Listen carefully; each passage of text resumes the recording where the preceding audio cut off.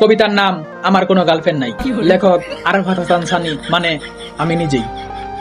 Girlfriend girlfriend এমন এক জিনিস যা থাকলে এক প্যারা, না থাকলে আরেক প্যারা।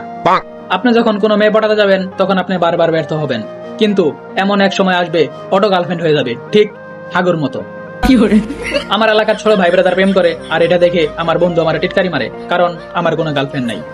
আমার বন্ধু 3 বেলা খাওয়ার পরেও তাকে ফোন দিয়ে জিজ্ঞাসা করার মতো কেউ একজন আছে, কিন্তু আমি সারাদিন না খেয়ে থাকলেও আমাকে জিজ্ঞাসা করার মতো কেউ নাই, কারণ আমার কোনো গার্লফ্রেন্ড নেই।